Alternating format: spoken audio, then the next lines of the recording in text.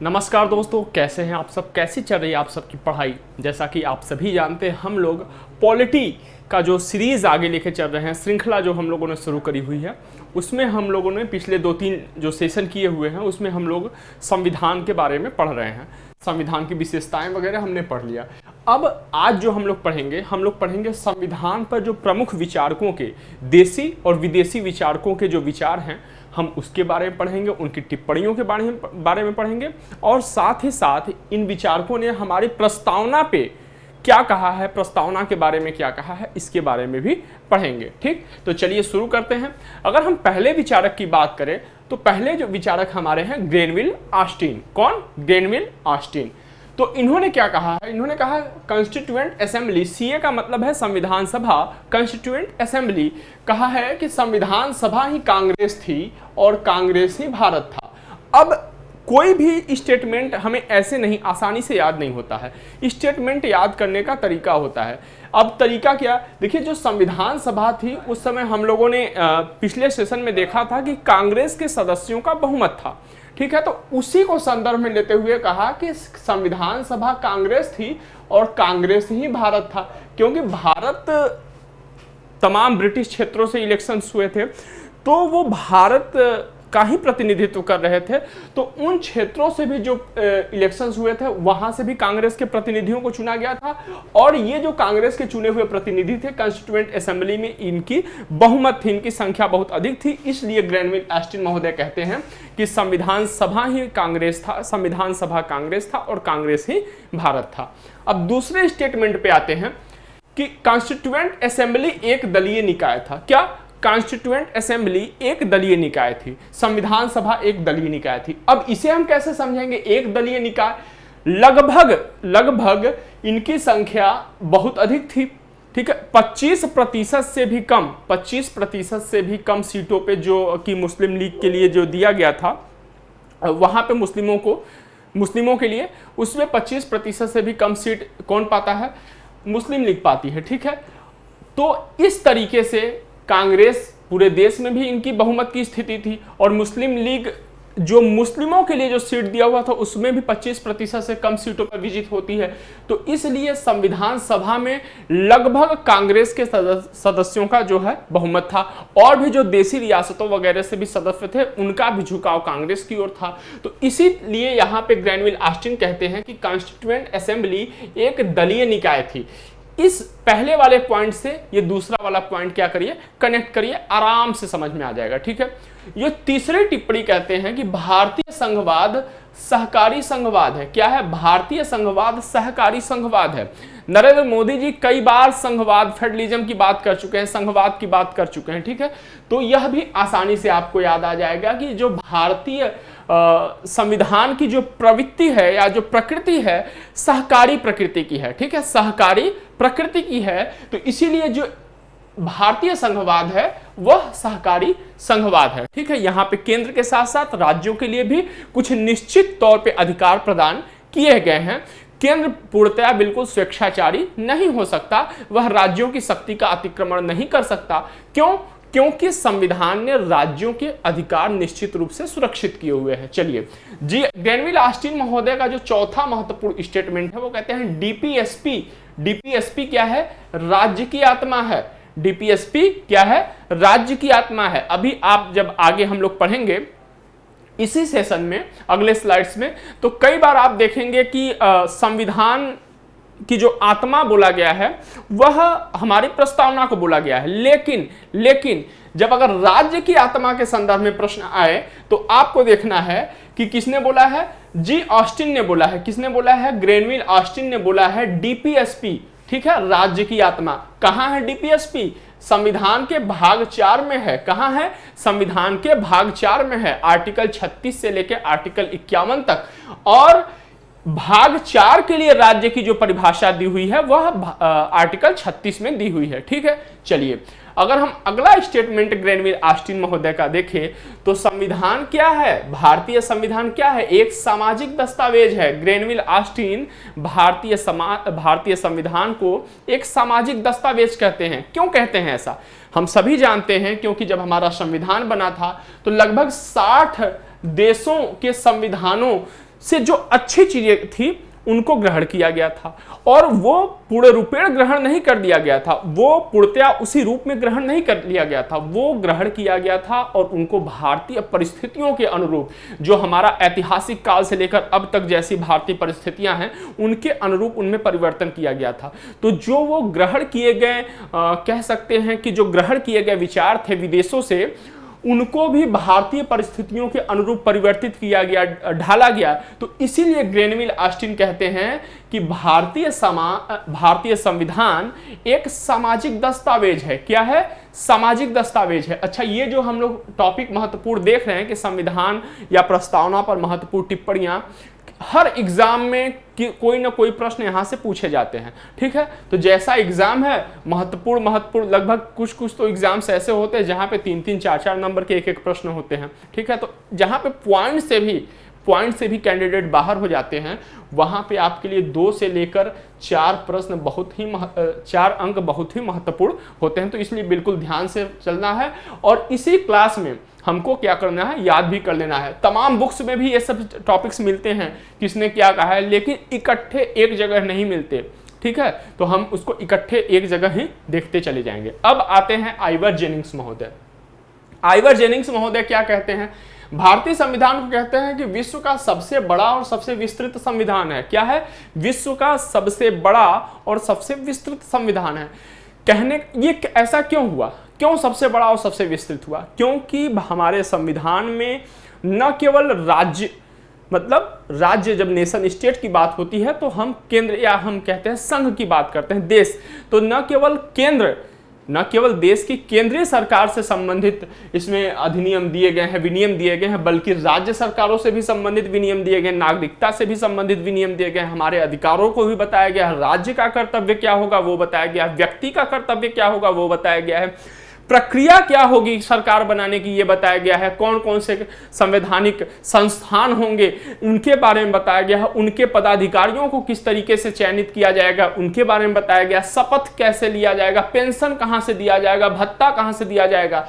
तो इन सभी विवरणों के कारण भारतीय संविधान विश्व का सबसे बड़ा संविधान बन जाता है और सबसे विस्तृत संविधान भी बन जाता है। लेकिन कई बार आप ये जानते हैं कि कई बार जब बहुत अधिक विस्तार किसी चीज का हो जाता है तो वहां पे उलझने भी आती हैं, वहां पे समस्याएं भी आती हैं।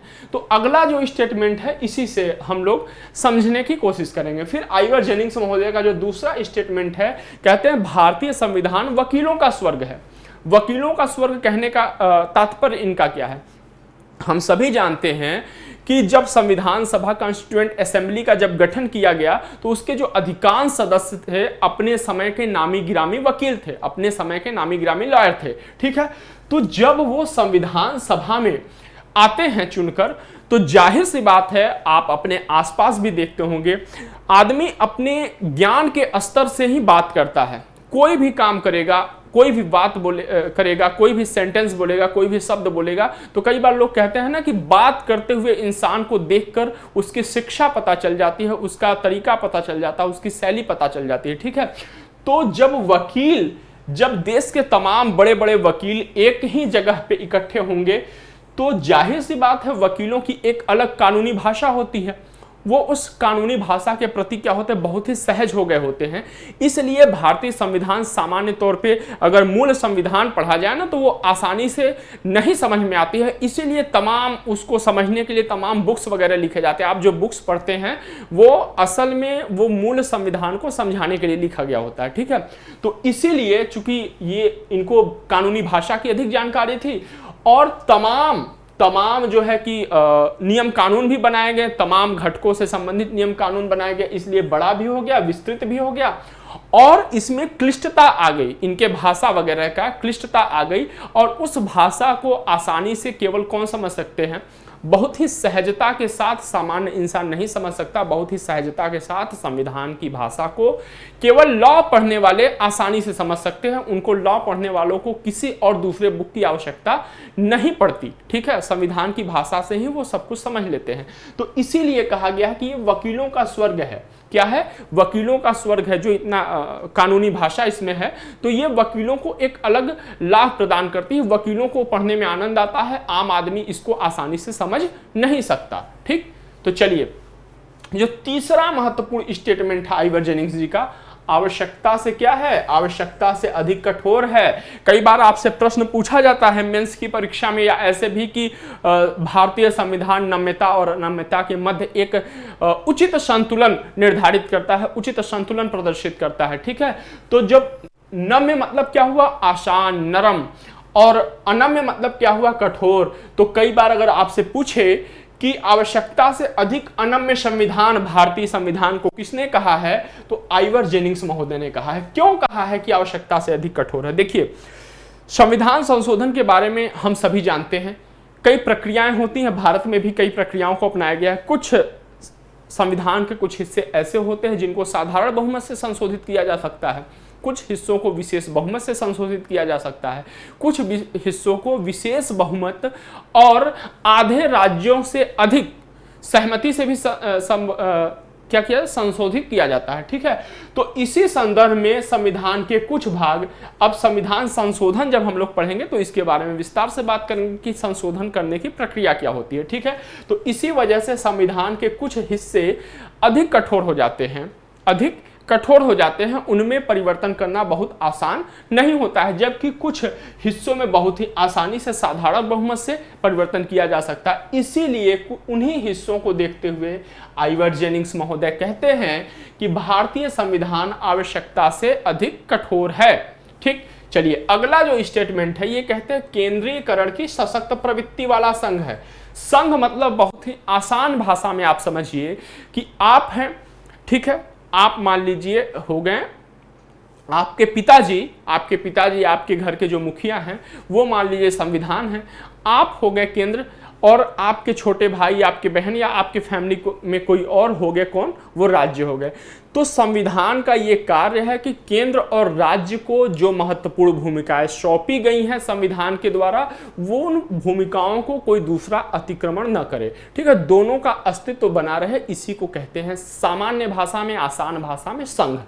तो ये कहते हैं आइवर जेनिंग्स महोदय कि केंद्रीयकरण की सशक्त प्रवृत्ति वाला संघ है, मतलब भारतीय संविधान में ऐसे बहुत सारे प्रावधान बनाए गए हैं जबकि राज्यों द्वारा निर्मित कानून या राज्यों की शक्तियों का केंद्र अतिक्रमण कर लेता है। एक बहुत ही आसान सा हम इसका उदाहरण दे सकते हैं, आपातकाल, राष्ट्रीय आपातकाल, वित्तीय आपातकाल। ठीक है, राष्ट्रपति शासन के दौरान क्या होता है, जो हमारा केंद्र सरकार होता है वो राज्यों की शक्तियों को हस्तगत कर लेता है, राज्यों की शक्तियों का प्रयोग करने लगता है। ठीक है, और वहां पे ऐसी परिस्थिति में राज्य अपनी शक्तियों का प्रयोग नहीं कर पाते और केंद्र के सामने वो क्या पड़ जाते हैं, कमजोर पड़ जाते हैं। केंद्र के सामने केंद्र की शक्तियां अधिक बढ़ जाती हैं। तो इसीलिए कहा गया है कि संघ तो है, ये स्वीकार करते हैं, संघ तो है, लेकिन इसमें केंद्रीकरण की प्रवृत्ति अधिक है, केंद्र की ओर झुका हुआ अधिक है, केंद्र के लिए लाभदायक अधिक है। चलिए, केंद्राभिमुख संविधान, केंद्राभिमुख संविधान, इसी बात को दूसरी तरीके से भी ये कहते हैं कि भारतीय संविधान जो है, ये तो संघ के बारे में कहा, इन्होंने टिप्पणी करी, फिर संविधान के बारे में भी टिप्पणी करते हैं कि ये केंद्राभिमुख संविधान है। कहने का मतलब संविधान में बहुत ऐसे प्रावधान हैं, बहुत सारे प्रावधान हैं। ठीक है, कुछ विषयों पे जैसे हम लोगों ने कल देखा था कि 3 सूचियां होती हैं। ठीक है, कब, आर्टिकल 246 के तहत संविधान की 7वीं जो अनुसूची है, हमारे संविधान की 7वीं अनुसूची, वो राज्यों और केंद्र के मध्य शक्तियों का विभाजन करती है। इसमें 3 सूचियां होती हैं, 3 लिस्ट होती हैं, यूनियन लिस्ट होता है, स्टेट लिस्ट होता है और कॉन्करेंट लिस्ट होता है, मतलब संघ सूची, राज्य सूची और समवर्ती सूची होती है। तो संघ सूची में अगर आप देखेंगे तो पहले तो 97 विषय थे, लेकिन अब उन विषयों की संख्या बढ़ के कितनी हो गई है, 100 हो गई है, जबकि इसकी तुलना में राज्य के पास केवल 61 विषय हैं और समवर्ती सूची में कितने विषय हैं, समवर्ती सूची में केवल और केवल 52 विषय हैं, 52 विषय हैं। ठीक, अब देखिए समवर्ती सूची का मतलब क्या होता है, समवर्ती सूची का मतलब होता है कि जिन पे केंद्र, राज्य और संघ दोनों, जिन पे नियम राज्य और संघ दोनों बना सकते हैं, और दोनों यदि नियम बनाते हैं तो उस परिस्थिति में जो राज्य का नियम, राज्य द्वारा बनाया गया नियम होगा, वह अपने आप समाप्त हो जाएगा और संघ का नियम लागू होगा। तो आप यहां पे भी देख लीजिए कितने विषय हैं। शक्तियों के विभाजन के मामले में कुल लगभग 152 ऐसे विषय हैं जिसपे कि केंद्र अपना कानून बना सकता है और राज्य केवल 61 विषयों पे कानून बना सकता है। वो भी अगर आपातकाल की स्थिति आ जाए तो ये भी समाप्त हो जाते हैं। तो इसलिए केंद्राभिमुख संविधान है, केंद्र की ओर झुका हुआ संविधान है, केंद्र को लिए ज्यादा क्या है, लाभदायक संविधान है। चलिए आगे चलते हैं। विस्तृत संविधान, ठीक, विस्तृत संविधान है। आइवर जेनिस कहते हैं कि जो भारतीय संविधान विश्व का सबसे बड़ा विस्तृत संविधान तो है ही, यह एक दुर्गुण भी है। क्यों दुर्गुण है? क्योंकि वकीलों द्वारा प्रयुक्त करी गई भाषा है जिसको आसानी से आम जनता, आम जनमानस नहीं समझ सकती। जबकि यह भी माना जाता है कि देश के प्रत्येक नागरिक को, किसी भी देश के प्रत्येक नागरिक को कम से कम अपने देश के बारे में इतनी जानकारी होनी चाहिए कि किस तरीके से उनके द्वारा चुने हुए प्रतिनिधि किस तरीके से कार्य करते हैं और क्या कार्य करते हैं, ठीक, कैसे करते हैं और क्या करते हैं, तो इतनी पता होनी चाहिए। लेकिन ये जो इतना विस्तृत है और जो कानूनी भाषा का प्रयोग किया गया है, इसलिए भारतीय संविधान को आम जनमानस नहीं समझ सकता, ठीक है। और जब आइवर जेनिंग्स ये बात बोल रहे थे, शिक्षा की स्थिति आप भी हमारे देश में जाने, देखिए दो चीज होता है, एक होता है शिक्षा, एक होता है शिक्षित, ठीक है, एक होता है साक्षर। तो साक्षर होना और शिक्षित होना में जमीन आसमान का फर्क है। और उस समय जब ये बात बोल रहे थे या जब संविधान का निर्माण किया जा रहा था कॉन्स्टिट्यूएंट असेंबली में, तो उस समय आप ये भी जानते हैं कि हमारे देश की साक्षरता दर कितनी बदतर थी।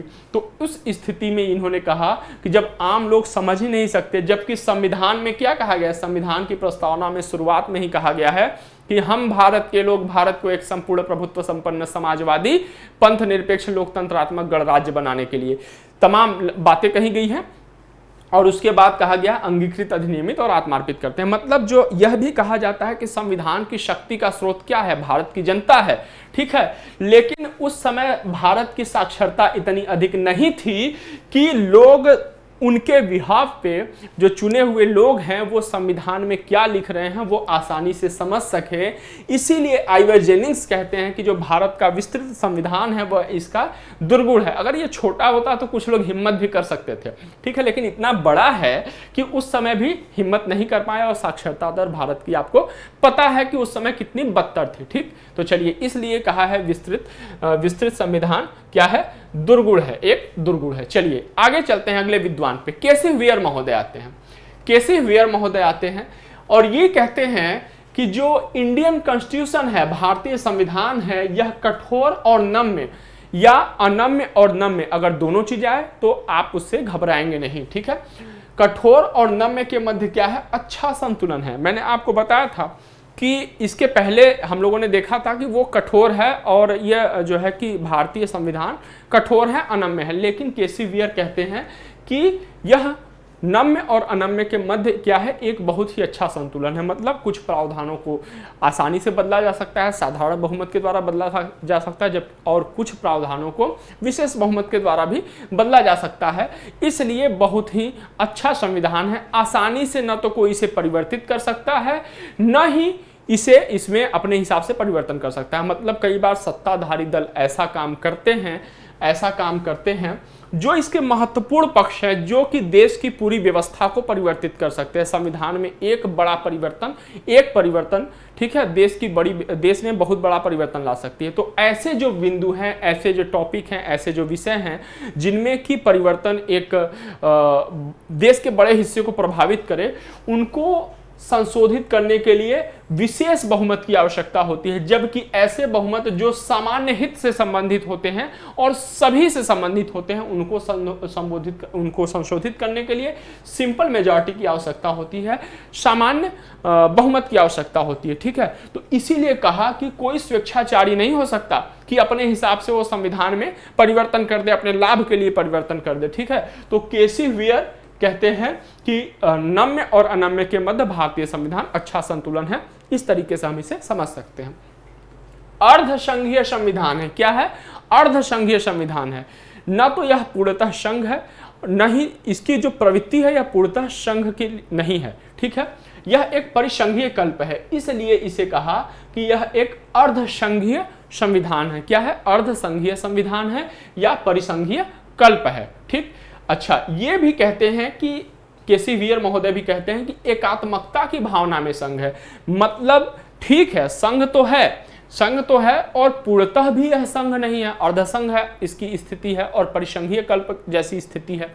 तो कहते हैं एकात्मकता की भावना में यह झुका हुआ है। कहने का मतलब कि केंद्र को थोड़ा अधिक लाभ मिल रहा है, राज्यों की अपेक्षा केंद्रों के लिए थोड़ा अधिक इसमें सहूलियत दी हुई है भारतीय संविधान में। इसीलिए ये तीनों बात कहते हैं, हमें यह ध्यान रखना है। ठीक है, पूर्णतः संघ होता तो जैसी केंद्र की स्थिति होती उसी के समान, उसी के समकक्ष किसकी स्थिति होती, राज्यों की स्थिति होती, लेकिन भारत के संविधान में ऐसा नहीं है। इसी एक पॉइंट से ये तीनों पॉइंट हम लोग क्या कर सकते हैं, समझ सकते हैं। ठीक, चलिए आगे चलते हैं।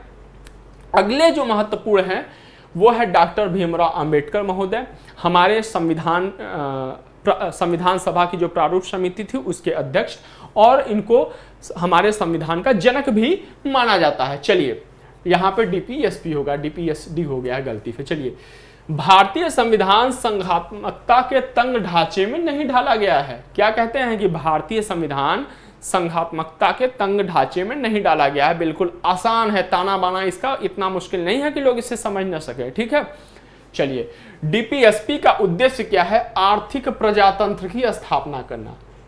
इसके पहले हम लोगों ने क्या देखा था, इसके पहले हम लोगों ने देखा था कि डीपीएसपी राज्य की आत्मा है, और अंबेडकर महोदय कहते हैं, अंबेडकर जी, कि जो डीपीएसपी का उद्देश्य है वह आर्थिक प्रजातंत्र की स्थापना करना है। क्या है, आर्थिक प्रजातंत्र की स्थापना करना है। ठीक, और आगे कहते हैं संवैधानिक उपचारों का अधिकार कहाँ है, पार्ट 3 आर्टिकल 32, आर्टिकल 32 संविधान के भाग 3 में क्या है, फंडामेंटल राइट है। आर्टिकल 32 संवैधानिक उपचारों का अधिकार संविधान की आत्मा है। अगर आपसे ये पूछे कि संविधान, ध्यान रखना है, अगर आपसे ये पूछे कि राज्य की आत्मा क्या है, तो राज्य की आत्मा है डीपीएसपी। क्या है, डीपीएसपी। अगर आपसे पूछे कि संविधान की आत्मा क्या है, तो संविधान की आत्मा क्या है, प्रस्तावना है। लेकिन अभी आप कहेंगे कि अरे आप तो बता रहे हैं, अरे सर आप तो बता रहे हैं कि संविधान की आत्मा संवैधानिक उपचारों का अधिकार है। हाँ, लेकिन जब प्रश्न में ये पूछे कि भीमराव अंबेडकर जी के अनुसार संविधान की आत्मा क्या है, तब आप लगाएंगे आर्टिकल 32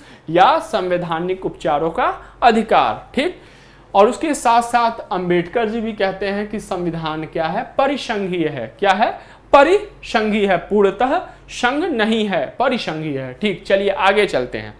ठीक, अब आते हैं प्रस्तावना के संदर्भ में महत्वपूर्ण विचार क्या है। प्रस्तावना के संदर्भ में किस विद्वान ने, ठीक है, किस सदस्य ने, किस न्यायाधीश ने क्या बात करी है। अगर हम एन पालकीवाला की बात करें, एन पालकीवाला जी की बात करें, तो ये कहते हैं जो प्रस्तावना है वह क्या है, संविधान का परिचय पत्र है। क्या है, संविधान का परिचय पत्र है प्रस्तावना। एन पालकीवाला जी कहते हैं। अल्लादी कृष्णा स्वामी अय्यर, कौन है ये, अल्लादी कृष्णा स्वामी अय्यर, ये कहते हैं जो हमारा प्रस्तावना है वह हमारे दीर्घकालिक स्वप्नों का विचार है। कभी आप प्रस्तावना पढ़िए, आप जिस भी भाषा के हो, आपका माध्यम अध्ययन का चाहे जो कुछ भी हो, आप अपने भाषा में ही पढ़िए उसको। देखिए क्या एक लय आता है, कितना आनंद मिलता है। ठीक है, तो वो जो आनंद है ना, ये हमारे देश को हजारों साल बाद हमारा देश कैसा होगा, जब 1947 में जब एक अखंड भारत से एक नए देश का जन्म हुआ था, भारत का जन्म हुआ था, तो उस समय जो हमारे संविधान के निर्माता थे, या हम अगर ये बात कहें कि जो प्रस्तावना है ये उद्देश्य प्रस्ताव से आया हुआ है, और उद्देश्य प्रस्ताव किसने रखा था, उद्देश्य प्रस्ताव 13 दिसंबर 1947 को जवाहरलाल नेहरू जी ने रखा था, और 22 जनवरी 1948 को इसे संविधान सभा ने उद्देश्य प्रस्ताव को स्वीकार किया था। तो इसी उद्देश्य प्रस्ताव के आधार पे हमारा प्रस्तावना बनता है, और हमारे प्रस्तावना में हम देश को एक लंबी अवधि में कहां पर ले जाना चाहते हैं, हम अपने देश का भविष्य कैसे बेहतर करना चाहते हैं, हम अपने नागरिकों के लिए इस देश में क्या क्या मुहैया कराना चाहते हैं कि लोग एक साथ रहें। ठीक है, इसका उसमें क्या है, बेस है, उसमें नींव है प्रस्तावना में इन सारी चीज़ों का। तो इसीलिए आह्लादी कृष्णा स्वामी अय्यर कहते हैं कि जो प्रस्तावना है वह दीर्घकालिक स्वप्नों का विचार है, दीर्घकालिक स्वप्नों का विचार है। ठीक है, चलिए आगे चलते हैं, आगे चलते हैं। के.एम. मुंशी जी आते हैं। कौन आते हैं? के.एम. मुंशी जी आते हैं, कन्हैयालाल माणिकलाल मुंशी जी। ठीक है, ये प्रस्तावना को कहते हैं कि यह राजनीतिक जन्मपत्री है। क्या है? राजनीतिक जन्मपत्री है। चलिए, एम हिदायतुल्लाह जी आते हैं, एम हिदायतुल्लाह जी आते हैं और ये कहते हैं प्रस्तावना को संविधान का मूल आत्मा। अब देखिए, यहां से कई बार समस्या हो सकती है। हमें यहाँ पे किस पे जोर देना है? हमें यहाँ पे जोर देना है, अगर हिदायतुल्लाह जी की बात आएगी तो यह मूल आत्मा कहते हैं। क्या कहते हैं? प्रस्तावना संविधान की मूल आत्मा है। जबकि ठाकुरदास भार्गव जी की बात आएगी तो इन्होंने केवल कहा है यह संविधान की आत्मा है। क्या कहा है? केवल कहा है यह संविधान की आत्मा है। थोड़ा कंफ्यूजिंग है, दो तीन बार आप आराम से पढ़िएगा, 2-3 बार, तो यह समझ में आ जाएगा आसानी से, क्वेश्चन गलत नहीं होंगे। ठीक, चलिए, अर्नेस्ट बार्कर हैं, ये कहते हैं कि संविधान का कुंजी नोट है। कुंजी का मतलब क्या होता है? कुंजी का मतलब क्या होता है? कुंजी का मतलब ये होता है कि आप सोचिए कि आप कहीं बाहर जाते हैं, दरवाजे के बाहर एक छोटा सा ताला लगाते हैं और उस ताले की जो चाबी होती है, पूरे घर की सिक्योरिटी की जिम्मेदारी उस चाबी की होती है। अगर वो चाबी खो जाए, ठीक है, तो जो है घर में सेंध लग सकता है। उस ताले को खोला जा सकता है। ताला केवल नहीं खोल रहा, आपका पूरा घर खुल जा रहा है। तो कहने का मतलब ये है कि बहुत ही संक्षेप में पूरी सिक्योरिटी आपके पास छोटे रूप में आपके पास आपके जेब में पड़ी रहती है। उसी तरीके से ये जो संविधान है, बहुत ही विस्तृत संविधान है, इसका पूरा सार हमारी प्रस्तावना में निहित है। प्रस्तावना पढ़ के कोई भी व्यक्ति, कोई भी कानूनविद, ठीक है, प्रस्तावना पढ़ के हमारे संविधान की दिशा क्या है ये निश्चित कर सकता है। तो इसीलिए अर्नेस्ट बार्कर जी कहते हैं कि यह संविधान का क्या है? कुंजी नोट है। क्या है? कुंजी नोट है। चलिए, ठाकुरदास भार्गव जी पे फिर से आते हैं। ठीक है, यहाँ पे हम लोगों ने इसे देख लिया, उसी साथ देख लिया। अब संविधान का सबसे सम्मानित भाग है। सही भी बात है भाई, आपके घर में हीरे मोती जवाहरात हो और आप कहीं बाहर जा रहे हो तो आप ताला लगा के जाते हैं, ठीक है, लॉक करके जाते हैं। तो आप बाहर, आप पार्टी में एंजॉय भले करो, लेकिन आपका पूरा ध्यान कहाँ रहेगा? पूरा ध्यान आपके चाबी पे रहेगा, आपके की पे रहेगा। ठीक है, तो कहने का मतलब यह है कि बहुत ही अटेंशन वाला ये भाग है, बहुत ही सम्मानित वाला भाग है, ठाकुरदास भार्गव जी कहते हैं। ठीक, संविधान की कुंजी है, यह भी ध्यान रखिएगा। संविधान का कुंजी नोट कौन कहता है? अर्नेस्ट बार्कर कहते हैं और ठाकुरदास भार्गव कहते हैं संविधान की कुंजी है। कुंजी नोट अर्नेस्ट बार्कर और संविधान की कुंजी ठाकुरदास भार्गव। अगर याद करना होगा तो ये देखिए, नोट कैसा वर्ड है? ठीक है, मैं इरेज कर रहा हूँ थोड़ा आसानी से।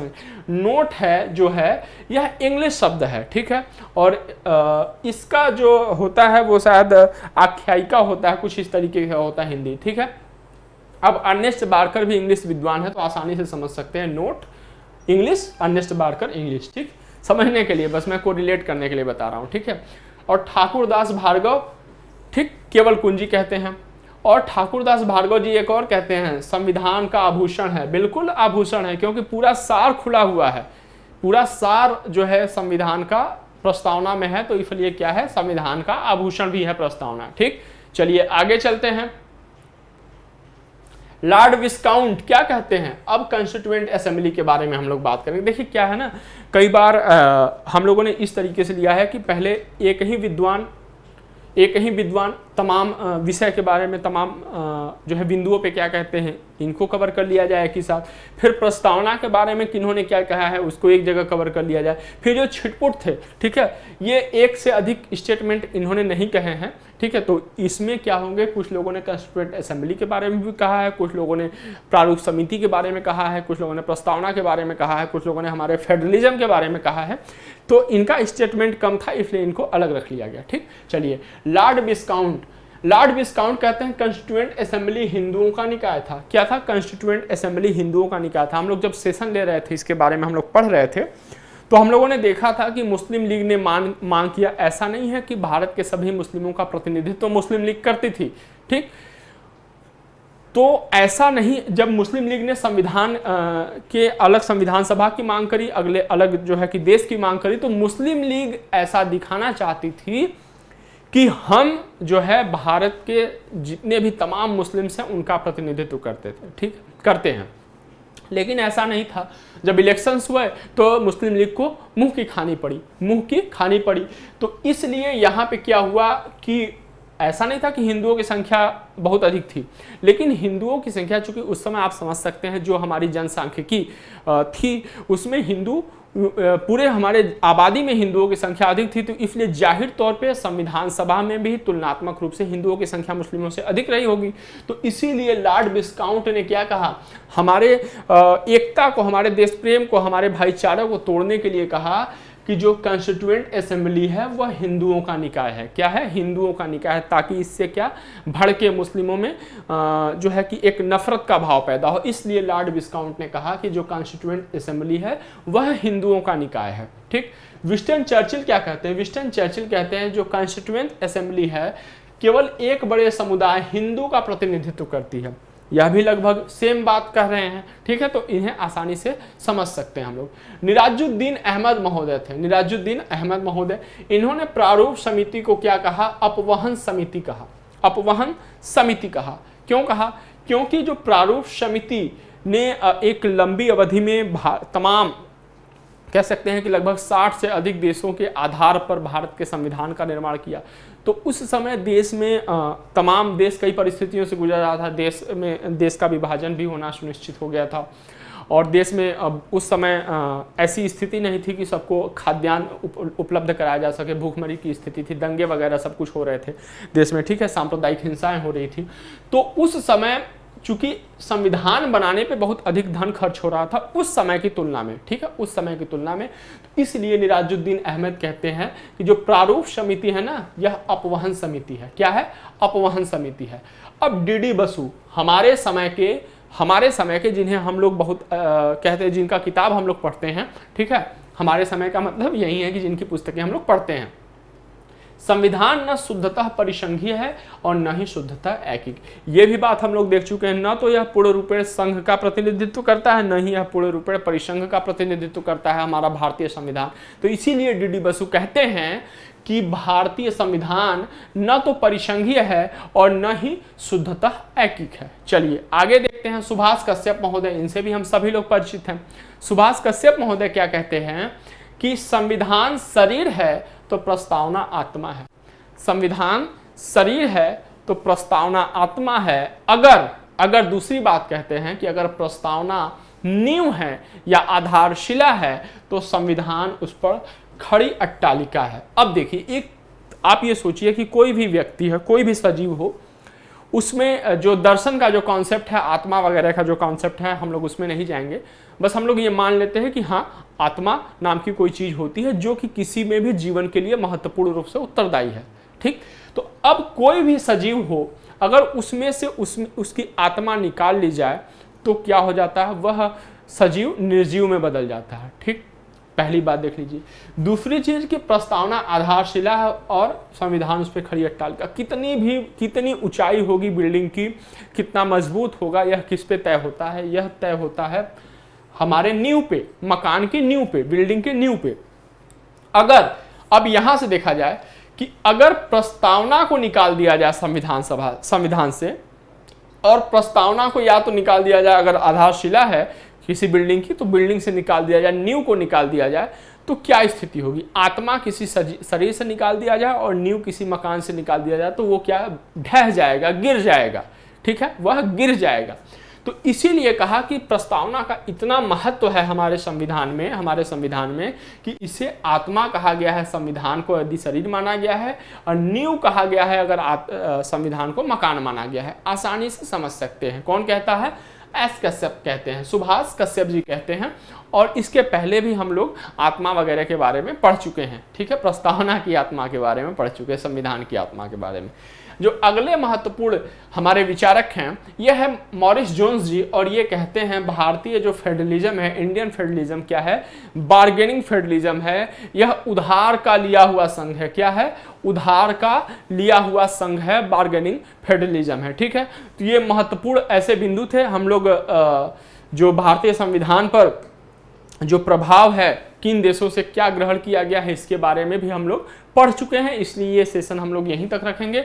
और यहाँ से हर एग्जाम में क्वेश्चन पूछे जाते हैं, निश्चित तौर पे एक आध क्वेश्चन तो आ ही जाते हैं। ठीक है, और यूपीएस और पीसीएस वगैरह में तो निश्चित तौर पे पूछे जाते हैं।